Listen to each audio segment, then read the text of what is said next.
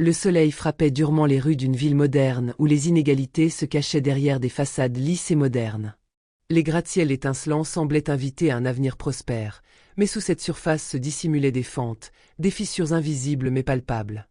Les quartiers les plus aisés, où l'air semblait plus pur, étaient distants des rues plus sombres où l'ombre de la pauvreté et de l'injustice planait en permanence. Dans cette ville, tout était question de perception. Ceux qui se permettaient de traverser ces murs invisibles étaient souvent regardés d'un œil méfiant, jugés à leur apparence, à leur couleur de peau ou à leur statut social.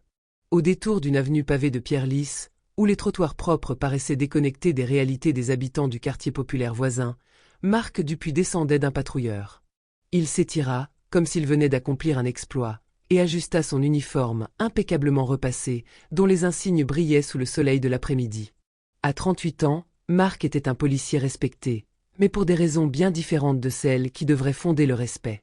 Sa réputation dans ce quartier était construite sur l'intimidation, sur des méthodes de travail impitoyables, fondées non pas sur la justice, mais sur une idée de l'ordre qu'il s'était forgée dans son esprit de manière déformée.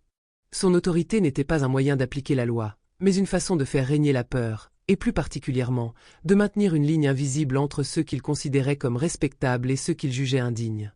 Ce jour-là, dans un parc public qui semblait pourtant être un lieu de repos pour ceux qui avaient droit à ce peu d'évasion, Marc aperçut Idriss, un homme noir de 29 ans. Il était assis sur un banc, habillé simplement, une chemise qui semblait être la plus modeste de ses possessions, un pantalon qui avait vu des jours meilleurs.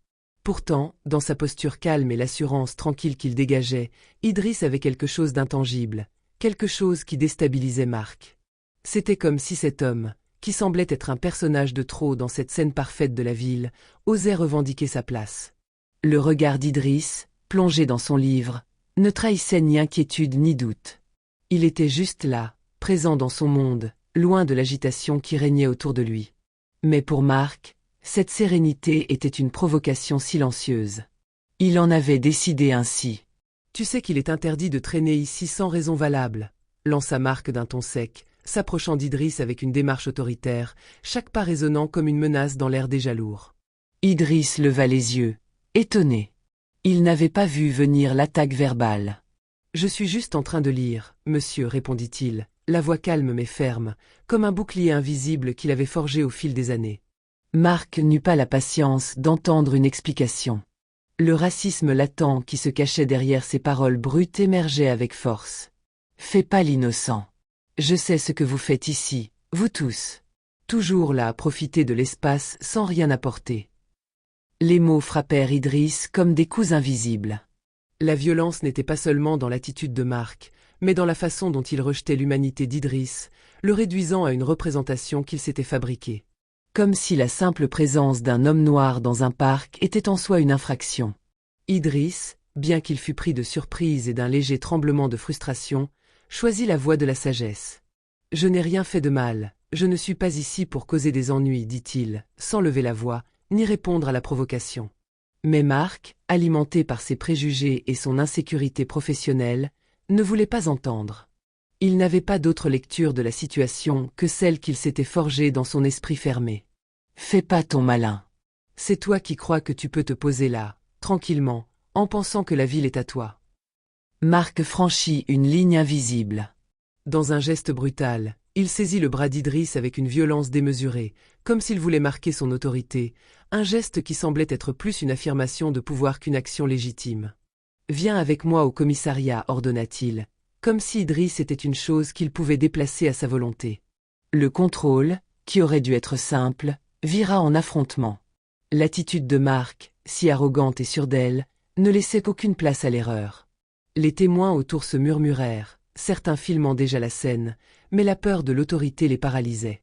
Ils savaient ce qui se passait mais se contentaient de rester à l'écart, comme si la victime était coupable par défaut simplement à cause de sa couleur de peau. Idriss tenta de se dégager, de se faire respecter, mais la poigne de Marc était comme un piège qui se refermait sur lui. « Tu te rebelles maintenant ?» grogna Marc, son visage rouge de colère, la sueur perlant sur son front. Son émotion était évidente, un mélange de peur et de haine, une haine qu'il n'arrivait même pas à nommer, mais qui se déversait sur Idriss. « Tu penses que tu vas t'en sortir comme ça ?» Idriss, sous le choc de l'agression, se sentit impuissant. Il était loin de se laisser faire, Mais il savait qu'il fallait rester calme pour ne pas empirer la situation. Ses mains se tendirent instinctivement, cherchant à repousser Marc, mais son geste fut mal interprété. Dans un éclair de violence gratuite, Marc lui asséna un coup de poing sur le torse, faisant tomber son livre au sol. Le bruit sourd de la chute du livre brisa le silence du parc. Les murmures autour se transformèrent en chuchotements frénétiques, mais la scène continuait d'être observée par des spectateurs silencieux.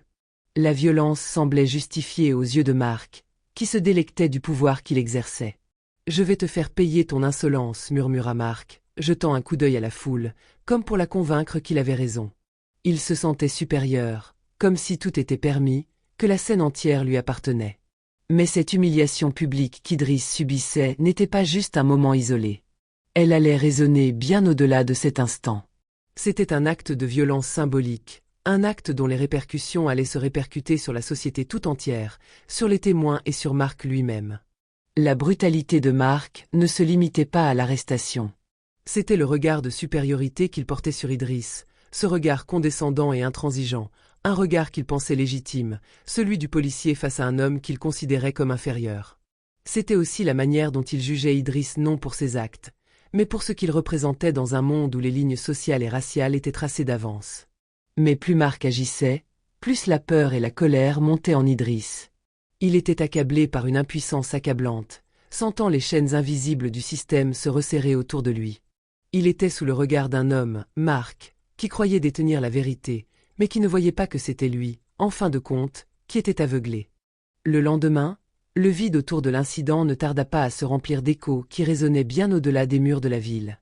Les images de la brutalité policière, immortalisées par les téléphones des témoins, envahirent les réseaux sociaux.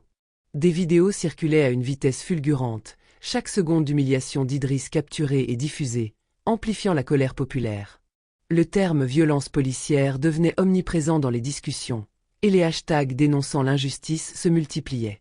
Mais au-delà de l'indignation générale se cachait une vérité plus sombre et bien plus inquiétante pour Marc. L'affaire n'était pas simplement un incident isolé, c'était une alerte sur les pratiques systématiques de brutalité policière et de racisme institutionnalisé. L'onde de choc n'épargna pas Marc. L'incident, d'abord perçu comme une simple maladresse, se transforma en un point focal pour les médias, les activistes et la société dans son ensemble. Les vidéos alimentaient la méfiance envers les forces de l'ordre et exacerbaient les tensions raciales.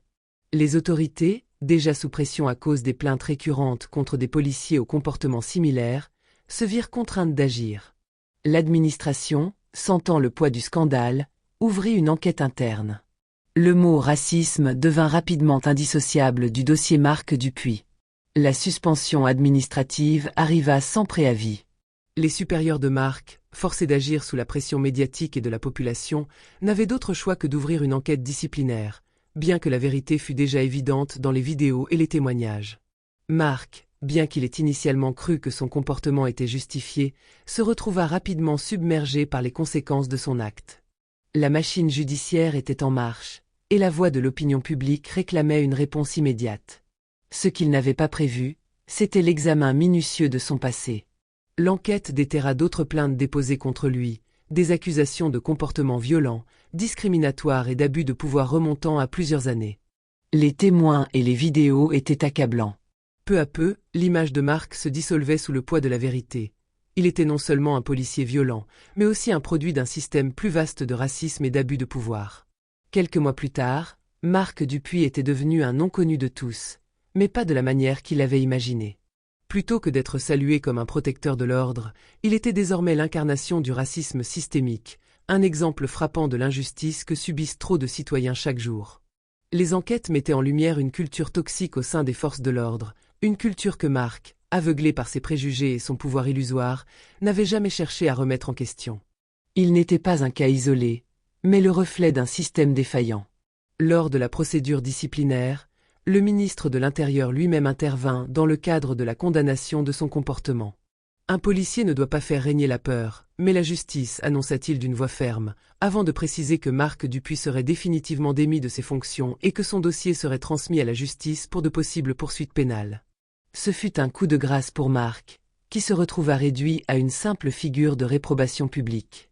Pendant ce temps, Idriss, bien qu'ayant été la victime de cet abus de pouvoir, choisit de ne pas se laisser engloutir par la colère. Il aurait pu se perdre dans la haine, mais il comprit rapidement que la véritable victoire résidait dans sa capacité à résister. Plutôt que de se laisser submerger par l'humiliation, il décida de la transformer en force. Idriss porta plainte contre Marc, non seulement pour lui-même, mais pour tous ceux qui, comme lui, avaient été victimes de violences policières. Dans son discours public, il parla de l'humiliation qu'il avait vécue, mais aussi de la nécessité de réformer profondément le système de la police pour éliminer les discriminations systémiques. Ce faisant, il devint la voix de ceux qui n'avaient pas été entendus, une voix d'espoir et de résistance. Idriss ne se contenta pas de réclamer justice pour l'agression qu'il avait subie. Il appela à un changement de fond, à un renversement de la mentalité au sein des forces de l'ordre, un appel à la responsabilité. Sa voix, autrefois silencieuse, devint celle de la vérité. Il savait que son combat ne faisait que commencer, mais il était déterminé à aller jusqu'au bout. Quant à Marc, il perdit tout ce qu'il avait construit au fil des années. Sa carrière, sa réputation, son identité, tout se disloqua. L'homme qui croyait incarner l'ordre et la justice se retrouva démasqué, réduit à un symbole de l'abus de pouvoir. Et bien que la perte de son poste au sein de la police ne fût que le début de ses ennuis, Marc finit par comprendre, trop tard, que ses actions n'avaient pas seulement détruit sa propre vie, mais qu'elles avaient aussi nourri un système pourri jusqu'à la moelle. Un système qui, un jour ou l'autre, se retournerait contre lui. Il était devenu, malgré lui, un exemple de ce qui se passe lorsque le pouvoir est laissé sans contrôle.